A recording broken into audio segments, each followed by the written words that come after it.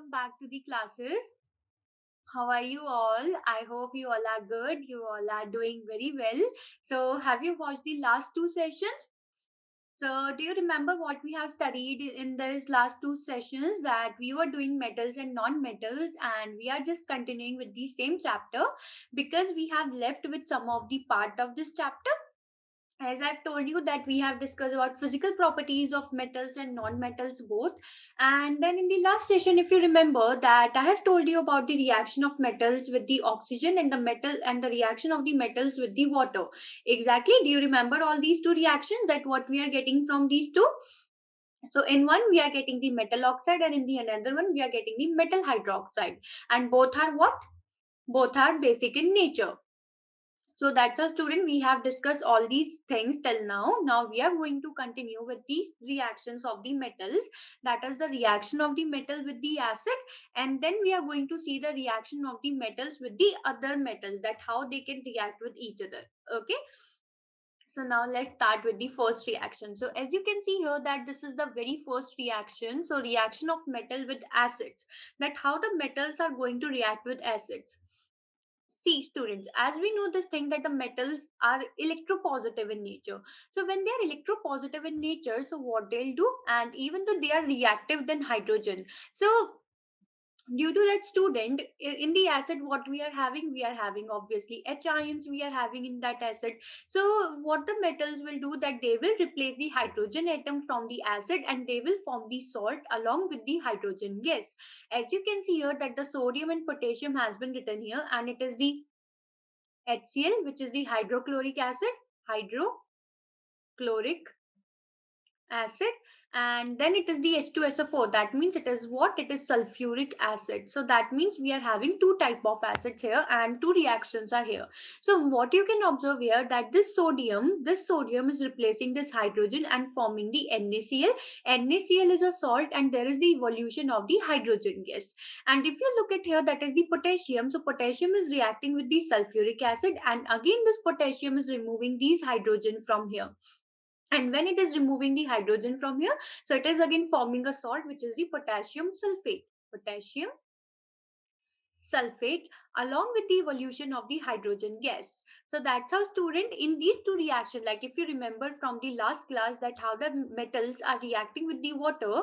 So and there are three options, that is the cold water, hot water and steam. So in that case also we are getting the hydrogen gas evolution. So do you remember that how you can detect the presence of hydrogen gas? Any idea? Do you remember that point, how you can do that? So exactly student, it's like the hydrogen gas detection you can do with the same method, like when the reaction is going on. So what you can do is you can put a candle near to it, and when the when the vapors are, or that the bubble, they are giving the pop-up sound, so you can see that there is the hydrogen gas. Fine.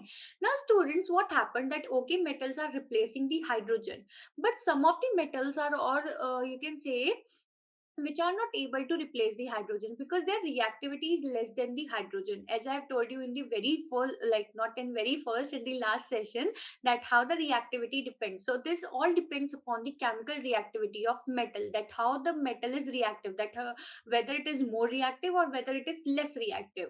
So as you can see, the reaction which is written here, it is about the sodium and potassium. And we know this thing that the sodium and potassium are highly electropositive, and due to very highly electropositive, they can donate their electron very easily.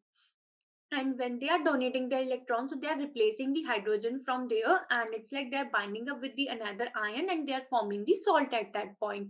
But students, as the sodium and potassium are very reactive and they can replace hydrogen, as similarly we are having some of the metals which are less reactive but they can also replace the hydrogen. For example, if I talk about aluminium, so aluminium is a metal which is reactive, more like it is reactive than hydrogen, but they are less reactive than the sodium and potassium. That's why they require more stuff, like more condition, that you can say they don't react very easily. They require some time. They react with acid slowly. But even though student, when there is a reaction between these two Al 6HCl, so it is forming what? It is forming aluminium chloride. Aluminium chloride is going to be formed along with the hydrogen gas. So that's the same reaction student, but it's just that you can see this aluminium is less reactive than sodium and potassium. Now you'll say, ma'am, how you are getting all such points? Because students, as I've told you, that when the metal or when any of the, like any of the element, when it is reacting very easily, so that's how we can say that it is reactive in nature. But if we have to give them some special condition, or it is taking some time to give the product, that means it is somewhat less reactive. But if we talk about especially for the metals, so we are having one reactivity series for that as well. Okay, so that reactivity series tells you, or it can give you the indication, or that which metal is more reactive than another metal, so that you can compare their reactivities. Fine.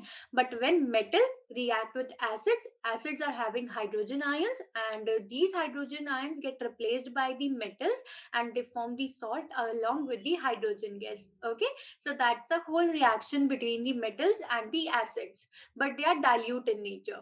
Fine. Okay, now this is the reactivity series of metal, students. Now you can see here that the potassium is the most reactive, then it is this gold which is the least reactive. That means reactivity series is there and the reactivity is decreasing in this form.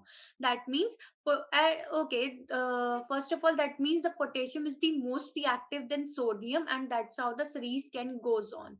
That is why, students, sodium and potassium can react with the cold water, and even the calcium also. But if you remember about the magnesium, so magnesium reacts with the hot water. Why? Because its reactivity is less. So that means we have to give it special condition, or we have to do something so that it can react with water, and it can form magnesium hydroxide and as well as the hydrogen gas. So that's how, student, depending upon the reactivity series of metal, we see that which is reacting easily or which is taking some time. Okay, now you can see here, student, that this is the hydrogen. Okay, so hydrogen, you can see that it is marked very especially with the red. So that's a, student, you can see above the hydrogen metals are reactive, and below the hydrogen metals are unreactive or less reactive. That is why, if you remember that point also, copper, mercury, Ag, Au, and even though platinum is not written here, platinum, they don't react with water at any condition because they are very less reactive, so they are not able to react with water. So this is the reactivity series, students. On the basis of that, you will be come to know that which metal is reacting easily or which metal is not reacting easily, or it is taking some time, or you have to apply some other conditions. Fine. Now, students, why this reactivity series is important? Fine. As I have told you that in the another thing, that another reaction which we are going to study, it is about the reactivity between the metals and metals, that how metals are reacting with each other. So for that particular reaction, students, we require this reactivity series. Okay. Now how we require these reactivity series? See, just listen my word very carefully, that the metal which is more reactive, it is going to displace that metal which is less reactive than the previous one. For example, if I ask you that the reaction is going on between aluminium and zinc, so according to the reactivity series, which one is more reactive? Obviously, aluminium is more reactive. Fine.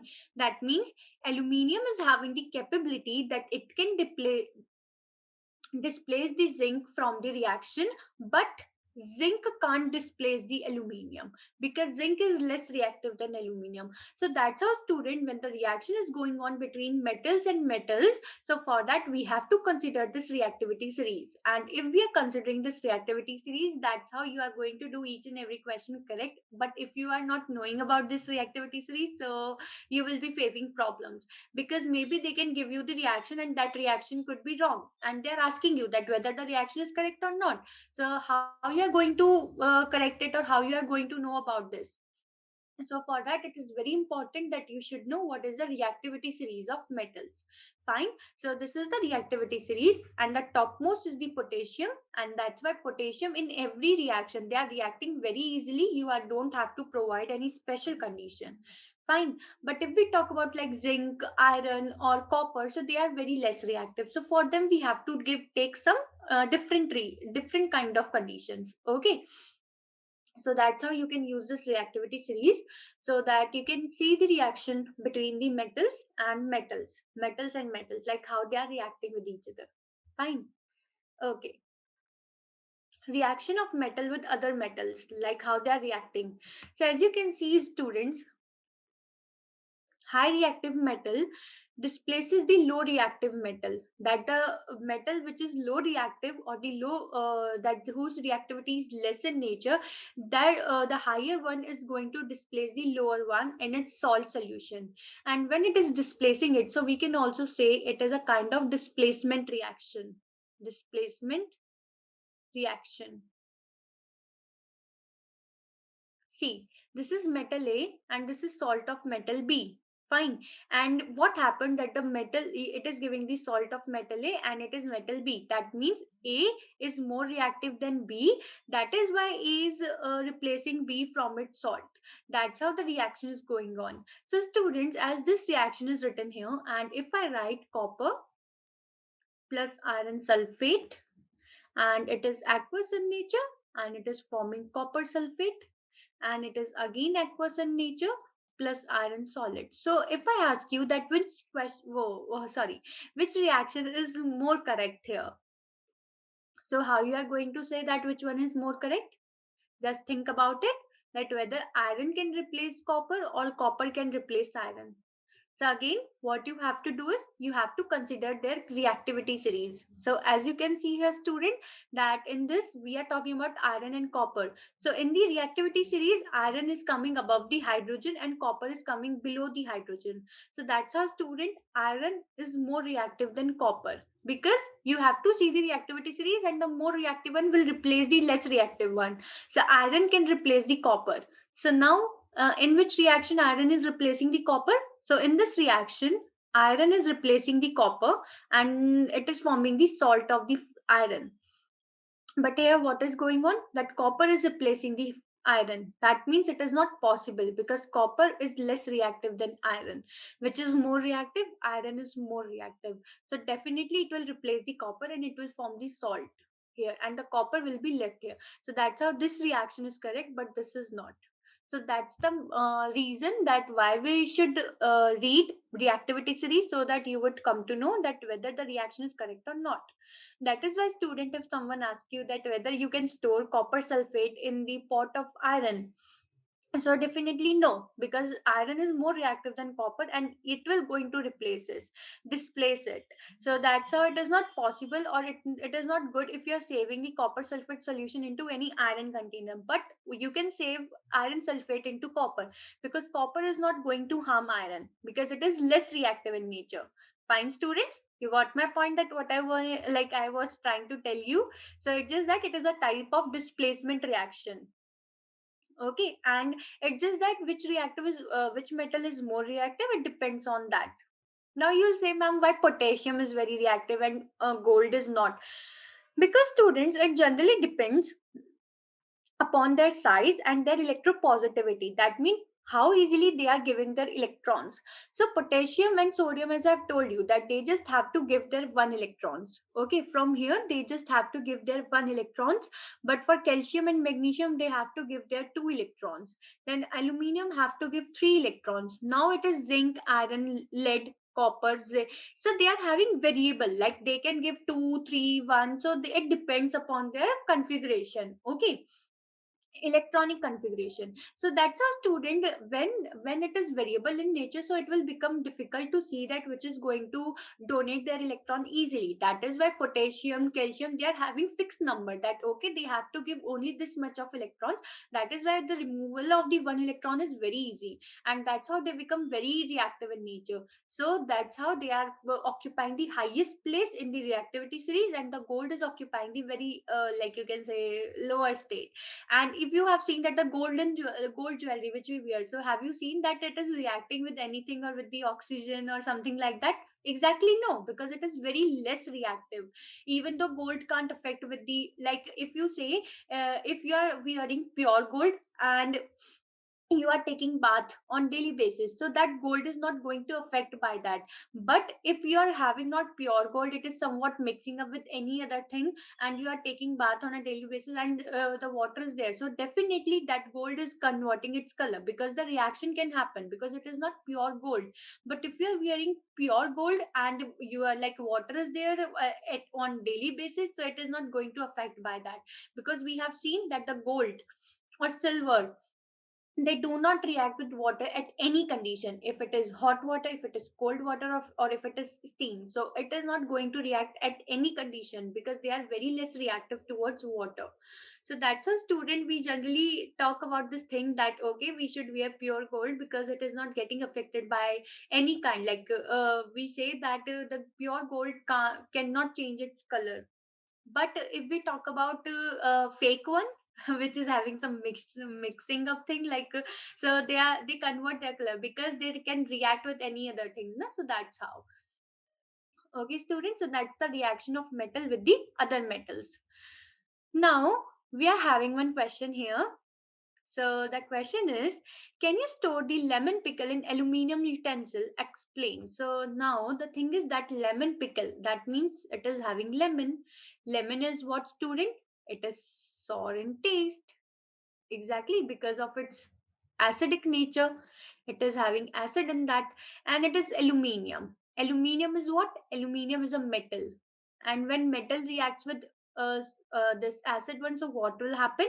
So you can see here that when pickle consists of acid with react with aluminium metal to produce salt and hydrogen gas will get evolved here. So that is why, student, we don't store pickle generally in the metal container, because they form the salt, and even though some toxic substance can also be obtained.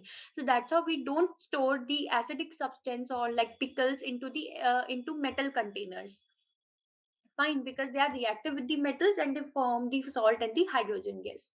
Okay, so that's how, student, we use these reactions in our daily basis life also, like this thing that always pickle if you find out, they generally are kept in the plastic containers or any other type of glass containers, but we don't use metal containers, because if metal container is there and lemon is there, and that's the mixture, that is the acid and aluminium metal. So it's not only about lemon pickle. If any type of pickle, they all are acidic in nature, because they are sour in taste, no?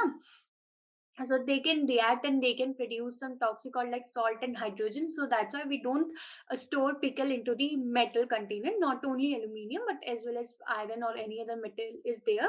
So that's how they don't react with it. Fine. Okay, so I hope you got the point about these reactivity series and how the metals are reacting with the acids.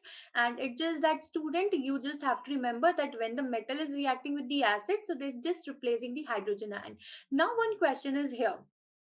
Okay, that sodium is replacing hydrogen, and potassium is also replacing hydrogen. Aluminium is replacing hydrogen. But if I ask you, silver or gold or copper, will they be able to replace hydrogen to form the salt in the reaction, the metal reaction with the acid? So it will be possible for them to form the reaction. Exactly, no, because hydrogen is more reactive than these all metals. So, students, the metals which is occupying the higher, like are present above the hydrogen, so they can replace the hydrogen, but the metals which are present below hydrogen, so they can't replace it because of their reactivity. So that is why, student, these metals are giving the reaction with the acid, because they can displace the hydrogen. But if I talk about copper, gold or silver, so they can't replace it, because they comes well, not sorry comes by, because they are less reactive than hydrogen, because they are occupying the lower state in the reactivity series. Fine, so that's the whole point, students, which you have to keep in your mind. Like if in exam someone is giving you that copper is reacting with the HCl and it is forming CuCl, so that's how it is not possible, because copper can't replace H from here. But you have to if you're changing some condition and if concentration is increased, so that's how it could be possible. But if you're having dilute acid, okay, so we are talking about dilute one, so it is not going to replace the hydrogen from here. Fine. Okay, so that's how you have to keep such point in your mind, that the metals which are above the hydrogen, so they can replace the hydrogen, but the metals which are lower the hydrogen, they can't replace it. So when the reaction is going on in the metals with dilute acid or the metals with water, so it's just that they're replacing the hydrogen. So you have to keep such points in your mind, that if the metals are very reactive, so they can react easily, but if they are less reactive, so they have to take some other conditions as well. Same with the metals with other metals, you just have to keep one point which is more reactive, so it will displace the low reactive metal. Fine. And that's how you can see that whether which reaction is possible and which is not, according to the reactivity series. So that means you have to learn this reactivity series. Fine. And then we have discussed this question as well. So that means we have completed with our session, because we just have to discuss the two reactions here. So now what you have to do is you just watch this session carefully and learn all these reactions. And even though if you are having any doubt, any question, you can post your question on public or private forum of askIITians, and you will get your answer from expert side. And that's how you'll complete your chapter. Fine. Thank you, and keep learning from askIITians.